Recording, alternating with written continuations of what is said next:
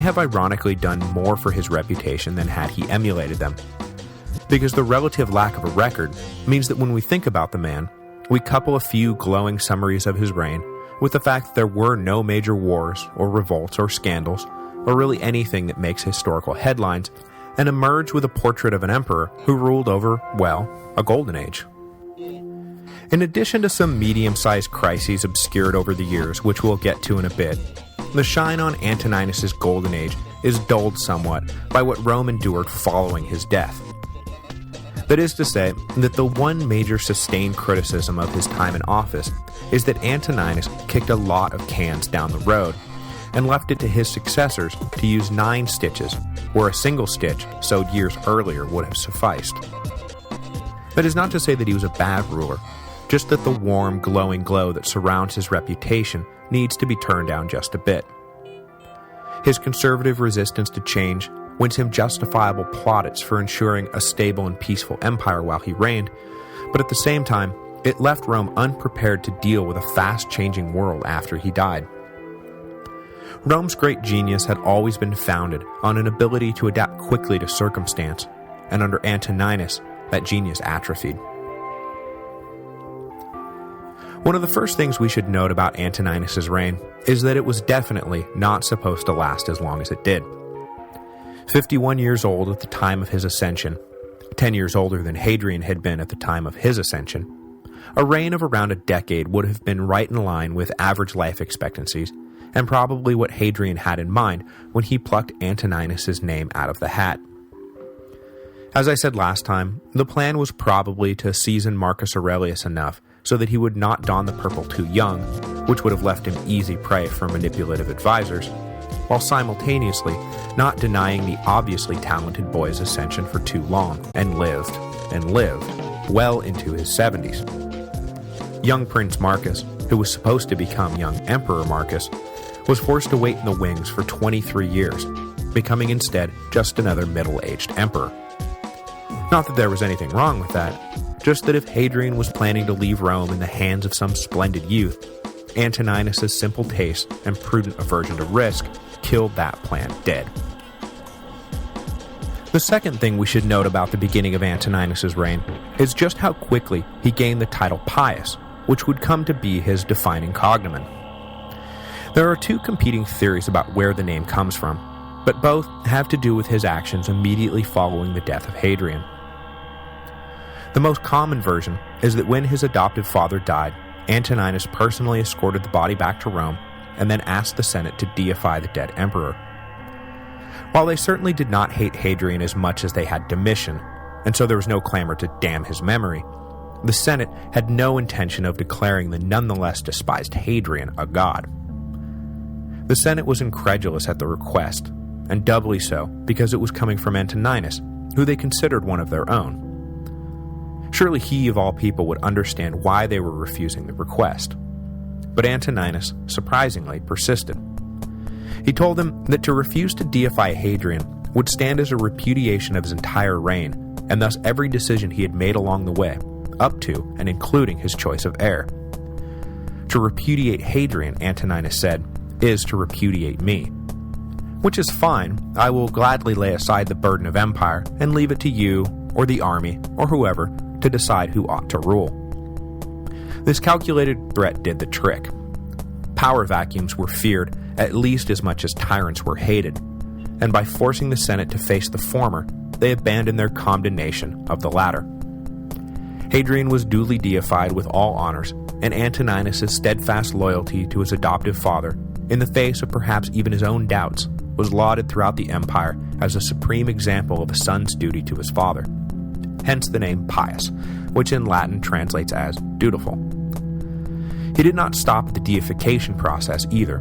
Antoninus piously, dutifully, completed Hadrian's as-of-yet unfinished mausoleum, and in 139 dedicated the new tomb and placed Hadrian's ashes within.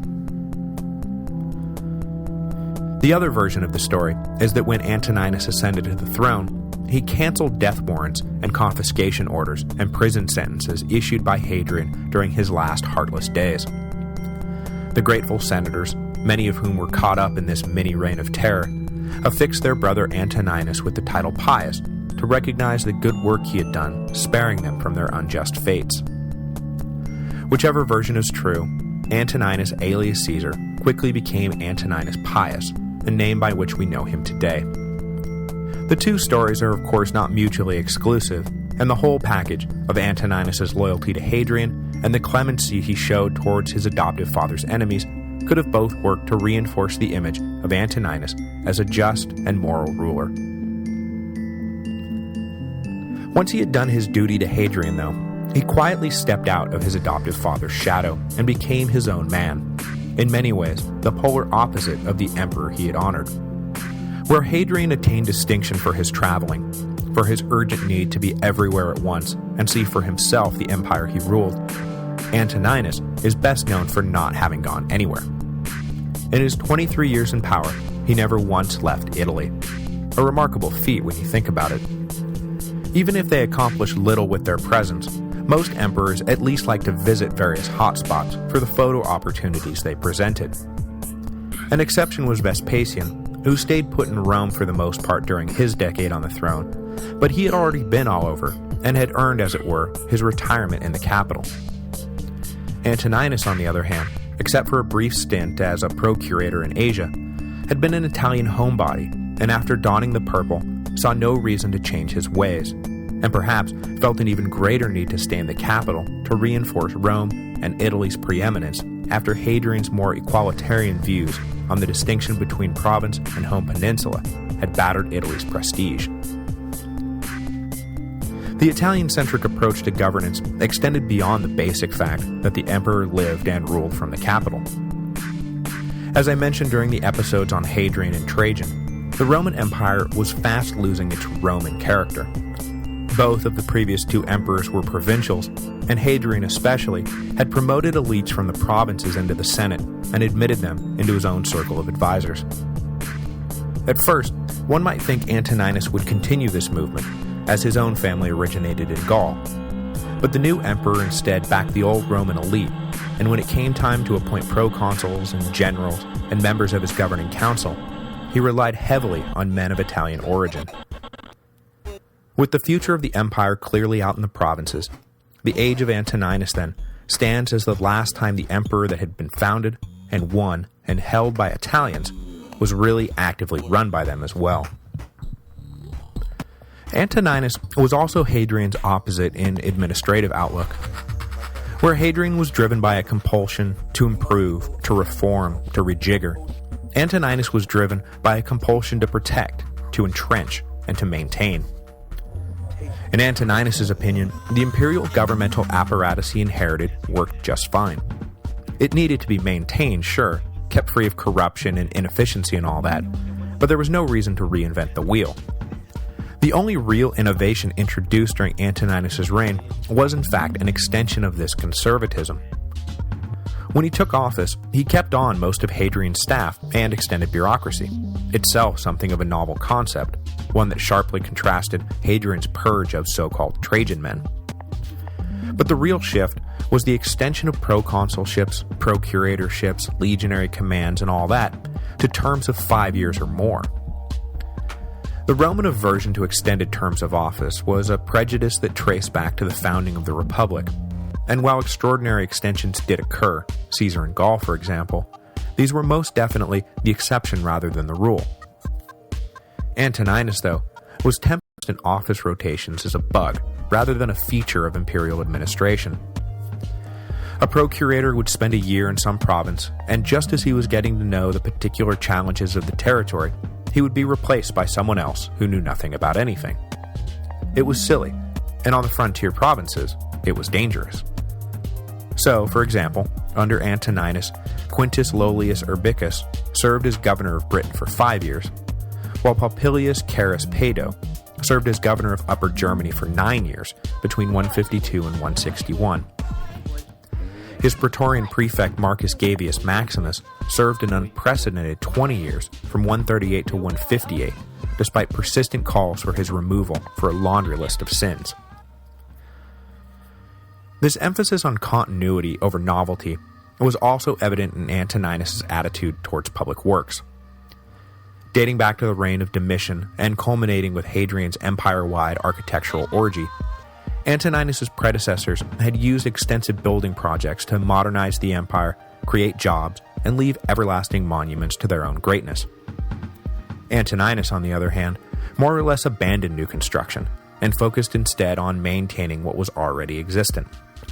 Because not only was he temperamentally disinclined to initiate change, but he was also temperamentally disinclined to drain the imperial treasury in a quest to build a better temple.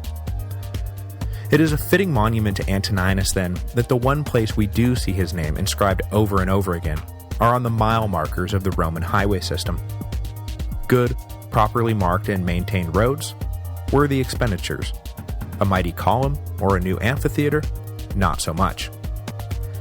This is not to say that building simply ceased across the empire, only that the emperor was no longer footing the bill.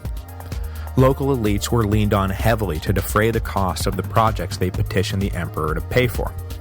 If they wanted new baths so badly, surely they could find the necessary cash buried somewhere on the grounds of their extravagant estates. But if he was a bit of a miser with public funds, Antoninus was generous with his own personal fortune. An incredibly wealthy man when he ascended to the throne, Antoninus was careful to separate the imperial treasury he inherited from the personal fortune he had already accrued. The former he watched over like a hawk, and curtailed as much as he could lavish expenditures. But the latter he dispersed generously for a variety of worthy causes. So, unlike, say, Tiberius, whose reputation as a miser with the imperial accounts was not offset by personal generosity, Antoninus' reputation never suffered for his public tight-fistedness. During a particularly bad famine, he personally paid for and delivered the olive oil and grains that people could no longer afford due to shortages. When earthquakes struck or fires broke out, as they frequently did throughout the empire, Antoninus would underwrite the emergency response and rebuilding efforts out of his own pocket. He understood that the coin of the princeps had two sides: heads, executive administrator of a transnational empire, who must be careful to protect the fiscal integrity of the state, and tails, a private first citizen who must lead generously by example. When it came to foreign policy, though, Antoninus was every bit Hadrian's disciple. Critics have described it dismissively as a policy of peace at any price, but Antoninus definitely followed Hadrian in believing it to be more accurately characterized as peace at a lower price. Legionary activity did not cease during Antoninus' reign, as we'll see in a moment, but it was only deployed in situations where it was literally unavoidable. War is an expensive undertaking in both money and manpower, and usually costs 10 times as much as you thought it would going in, to say nothing of the fact that it usually took twice as long as you thought it would to win the damn thing. Keeping a potentially unruly tribe or neighboring kingdom as a client, on the other hand, was often not just a cheaper alternative to fighting, but also a more predictable accounting strategy. This is where Antoninus takes the most lumps for kicking the can down the road, though, because though this policy of pseudo-bribery worked, Antoninus was loath to extend it any further. He inherited Hadrian's long list of client kings and auxiliary tribes, and continued the financial exchanges that ensured their loyalty, but he was hesitant to add new members to the rolls. He was approached often by emissaries from various foreign tribes or nations asking for admittance into the empire proper, or status as clients, or recognition as friends of Rome. But Antoninus turned them